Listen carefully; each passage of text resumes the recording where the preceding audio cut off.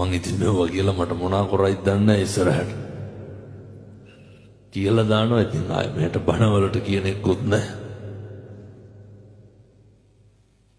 වැඩිපුරම සීනිගම ගිහින් මිනිස්සු මොකද්ද කරන්නේ? සෙත් පතනවද? හැබරියම්ම කියලා කියනවනේ. කියනවනේ කකුල් කැඩියන් කියලා කියන්නේ නැද්ද? කොරවයන් කියලා පණ්ඩු ගැට ගන්න. කාටද? මේ පැතිවලත් එහෙමද නැහැ. පොඩි හරි හොරකමක් වුණොත් මොකද කරන්නේ? වෙනසනේ පතනවනේ දරුවෙකුටවත් හරියන්න එපා කියලා. මැරෙන්න කලින් ජීවිතෙන් නතර කරන්න ඕන එකක් තමයි හොඳට මතක තියාගන්න. අනුන්ට වෛර කරන එක නවත්තන්න. මිනිස්සු අපිට කොච්චර දෙස් දෙවල් තිබ්බත් මම මේ කියන එක හොඳට අහගන්න. අපිට එදිරිවාදිකම් කරපු මිනිස්සු ඇති නැද්ද? කකුලෙන් අද බුදවිය නැද්ද? ඉස්කෝලේ යන කාලේ ඉඳන් හතුරුකම් කරපු මිනිස්සු නැද්ද? කසාද බැඳපු ගායනන් කෙනෙහිලිකම් කරපු නැන්දම්මලා නැද්ද? ගෙදර ආපු ගායන ගම රටත් එක්ක අපිරිය කරපු මිනිස්සු නැද්ද? රස්සාවත් එක්ක එපා කරපු යාළුවෝ නැද්ද? ජොබ් එකත් එක්ක එපා කරපු ආයතනයේ සමකාලීනව සේවකයෝ නැද්ද? ඔය ජීවිතය අපිරිය වෙන තරමට අප්‍රසන්න මිනිස්සු හම්බෙලා ඇති. බොහොම කරුණාවෙන් දේශනා කරන් සත්පුරුෂ පින්නදුනේ ඔලු තියපු මිනිස්සු ඇති නැද්ද? නැත්ද සල්ලි ඉල්ලගෙන ආපහු දීපු මේ පැතිවල එහෙම නැතුව ඇති. මං කියන අනිත් පැතිවල ඉල්ල ගත්තාම ටිකක් දෙනවා හොරයි.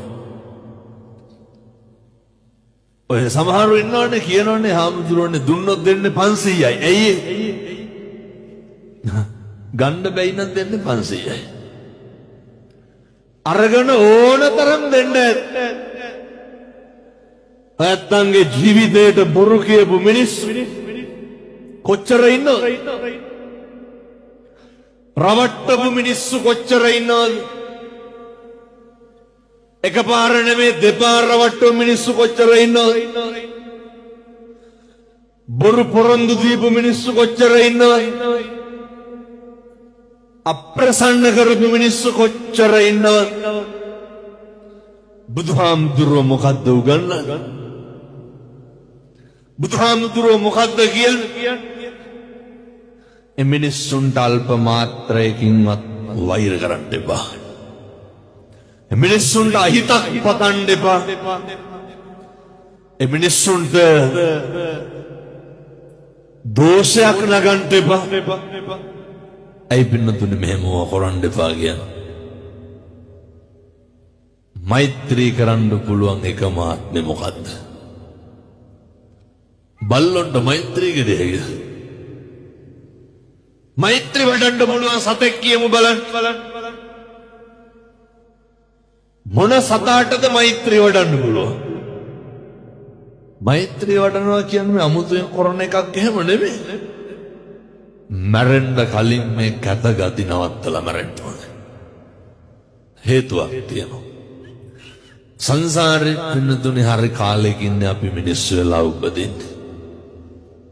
දැන් මේ අම්මලා තාත්තලා හිතාගෙන ඉන්න ලබනාත්මේ කවුරු වෙලා උපදී කියලාද? එහෙම සැකයක්වත් නැද්ද?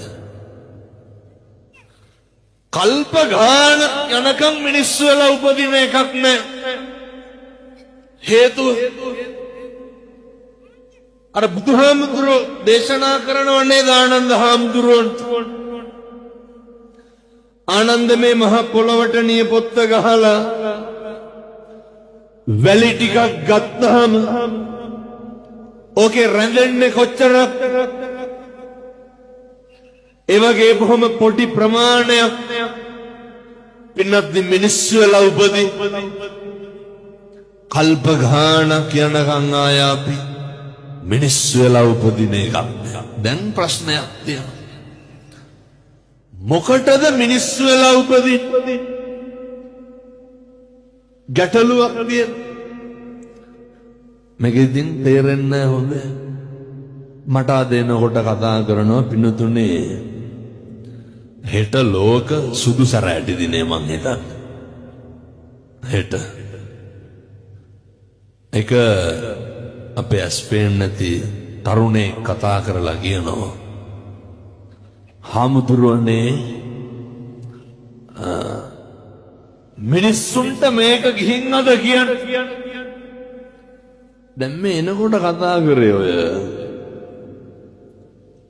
බොහොම ළඟින් මේ හැලිය ගොඩට එහින් කතා කරනවා මිනිස්සුන්ට කිය ස්පේන මිනිස්සු හරි පින්වන්තයි ස්පේන් නැති මිනිස්සු පව්කාර